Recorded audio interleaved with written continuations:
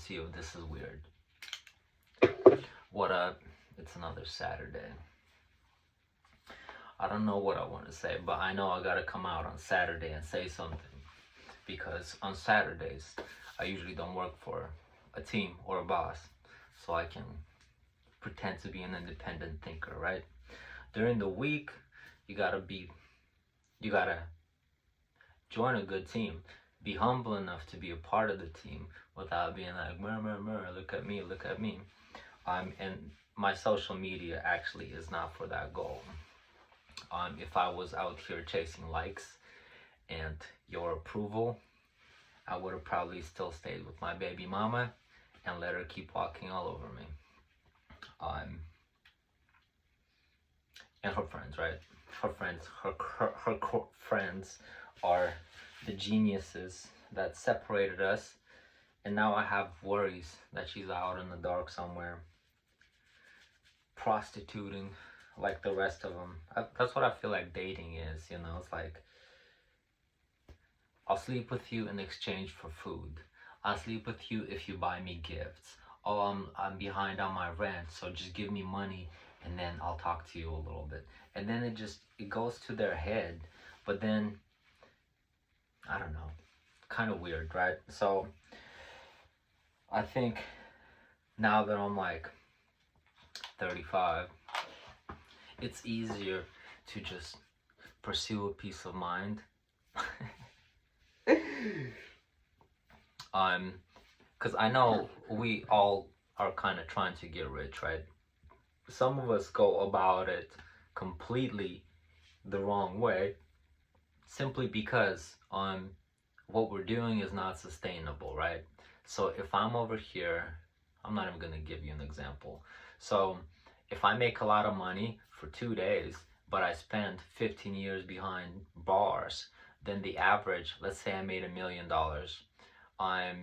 in 2 days, right? So that's a pretty good hourly, right? But I spent 15 years in prison, so divide that by 40 hours a week, divided by blah blah, then it breaks out to be like, what, 10-15 bucks an hour. Over the next 15 years, you would have probably come out to be at $1 million earned, right? So at some point, like, or if we go, let's say we sell a box of present, right? Like, oh, this inside this box is a TV and a PlayStation, but you can have it for 50 bucks. Oh man, it's a great deal, right? So somebody buys it. Inside the box, there's nothing. Maybe a drawing of a TV, right? So how long do you think a business like that will last, right? Where was I going with this? Well, I guess the longevity of things, right? So sometimes we try to get rich, but then the richness that we pursue isn't just quite up to par as far as moral code, as far as thinking stuff through, and it has consequences, or it just doesn't take off properly, or it doesn't endure, right? So pretty much any business, right? There's, business, but also life. So if we were to, okay, I actually came on here to be a little bit lighter note, but in life too, if we were to be making some hard decisions, or have to be making some life or death decisions every day, think about how distracting that is from being like, I've made my decisions for the week. I have established my mentality, so I know how to approach future problems. So I'm good on at least 80% of future decision making, which takes effort, right? Takes energy and effort. So if I have to make 1,500 decisions a day, but I made let's say 1,100 good ones over the last 5 years.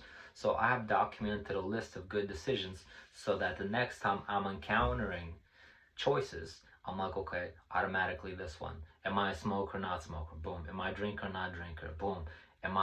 Do I drive recklessly when I need to impress a chick? Boom.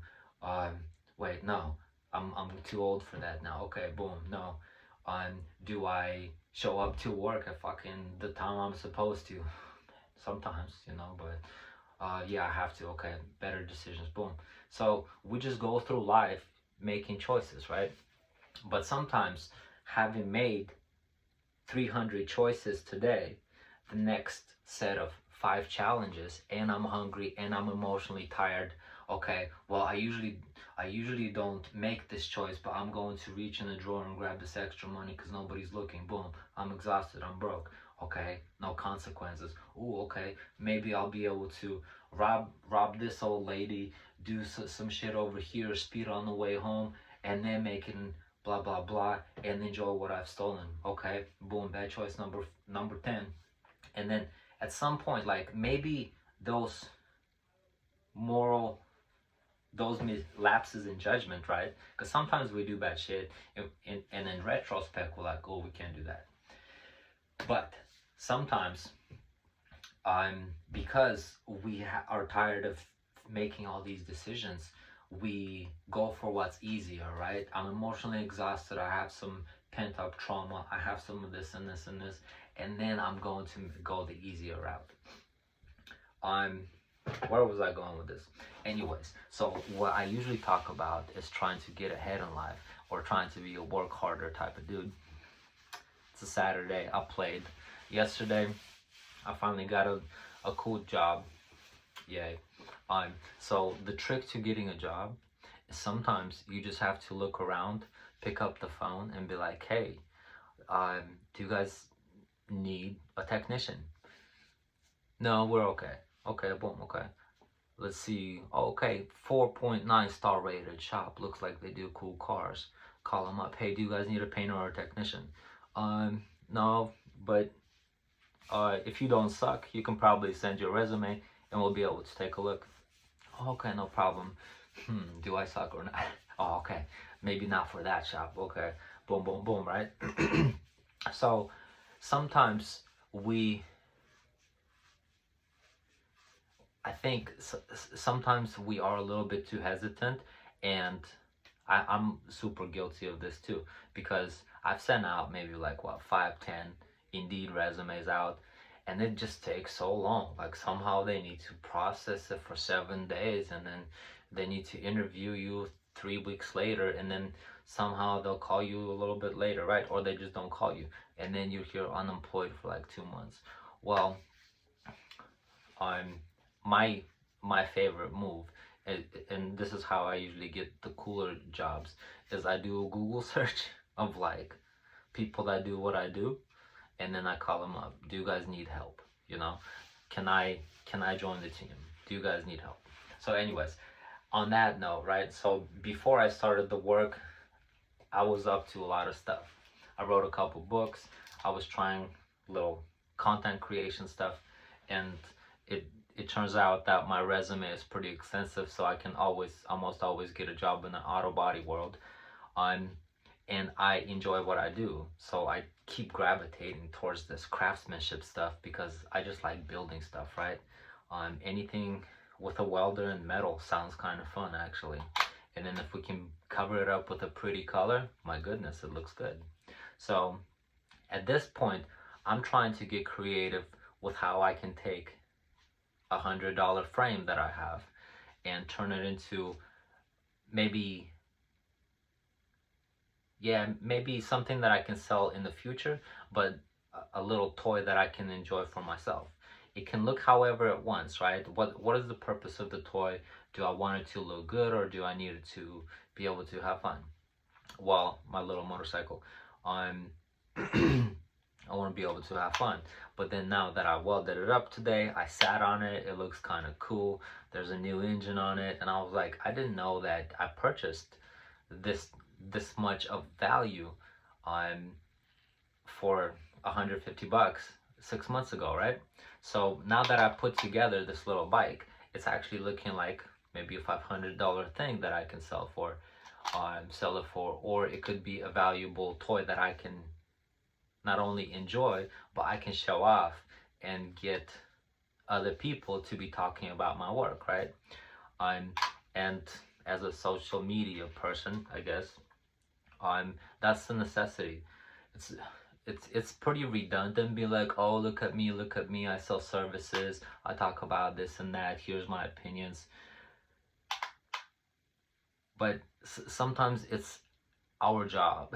You know, it's a task. You guys absolutely hate working on Monday, and sometimes I hate making content, so I don't mind just disappearing. Because yeah, most of my videos um get small amounts of views, but I know that usually those views are people that know me, and there's kind of a narrative that they're following along, right? I've been trying to go get it, work extra hard here and there for quite a while, and I've been also very vocal with it. Like, hey, if you guys want to have something worthwhile, maybe if we work harder for something, it'll could mean something more to us, right? And so I took my craft and I was like, let me give it more than I think I'm usually wanting to, right? So on Monday I come in tired. Where's my third cup of coffee before I start? The bones are creaking. I don't want to get on my knees or down to the ground level to start sanding the car and being underneath, you know, like, however, I'm blah blah, right? You got to do it. Because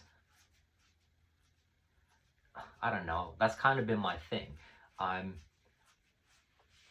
The goal is sometimes just to keep walking, right? Sometimes my goal is I'm exhausted, I'm sick, I'm tired, but I know that my feet have to keep moving because my list of things to do for the day is still not done. And so if I'm sure all of us have found out that if we procrastinate good decisions or easy decisions for that matter, it becomes something more complex, more difficult, more nightmarish, right? And then, however, and this is where discipline lies in, is I know my homework is due tomorrow. I'm going to do it today or right after school while this stuff is fresh so that I'm not doing it at 5 in the morning, trying to cram it in, right? I have done this plenty of times with life in general. I usually procrastinate, right? So I know a lot of people are like, oh, you're 35, you have so much life left. Um, yeah, probably. But I also know that had I been more urgent, had I been less patient with myself earlier when I was 20, 21, 22, 21, you know, perhaps I would have something more to show for myself at 35, at 40, 50, 80 than I do now. And that's kind of the goal, is small improvements, right? We can't just drastically do a 360, which is kind of a useless analogy. We can't drastically just do a 180 and go completely the other way. Because that's too many decisions, too many hard decisions at the same time. So it would be like hitting a stone wall. The reason why I still vape is because I'm struggling with a shit ton of other mental issues. I'm brokenhearted. I'm trying to play these fucking mental games with not only my ex-wife, but like the dating scene, right? How to be competitive. Like, I'm trying to sell expensive services to business owners, and employees are over here fucking trying to trip me up because they're not understanding half the shit that I'm talking about, because the attitude, the mentality is just uh, it doesn't, you know. And that's not to like to be clownish, but it's just like, I understand who I'm talking to, you know. I don't need to address everybody. I just need to know that when parents talk, parents actually hear parent talk, you know. If there's been plenty of times where my videos are perfectly understandable for everybody, and you understand them, and you still choose to hate my basic ass message. And sometimes, you know, the guy a couple levels above you is actually understanding it, and he's like, man, somebody gets me, you know. It's like, I'm tired of people letting me down. I had employees, I had friends, I had family, I had a spouse. I mean, it's some fashion people let you down. So the fuck what, you know? Like, we move on. I could be super traumatized. Oh, I went out of business. Oh, my feelings hurt because my girl isn't that faithful, and well, neither am I. But my girl left me, and like, I'm so poor. I'm so hungry. Like, my goodness, it's 15 minutes. Anyways, I'm like, some of this shit is kind of ridiculous. Some of this is just so childish. So, and some of the stuff that I talk about is just strictly for bosses. You know, some of my Christianese, the people that never study Christian stuff don't understand half the stuff, because even Christians don't understand Christian stuff. You know, and that's why we share, because we're trying to understand. We're trying to be like, oh, I think I made this connection. Is that crazy? Reads in the Bible, talks to other Christians. Okay, that's not crazy. We all see this, right? We all see that this world is full of shit. Okay, cool. You know, and then we just go on about ourselves. But then some of us have a job to be like, hey, the king got no pants. You know, what are you guys doing? Like, some of this is just straight up gay, and we're teaching it to children and blah blah blah skis, right?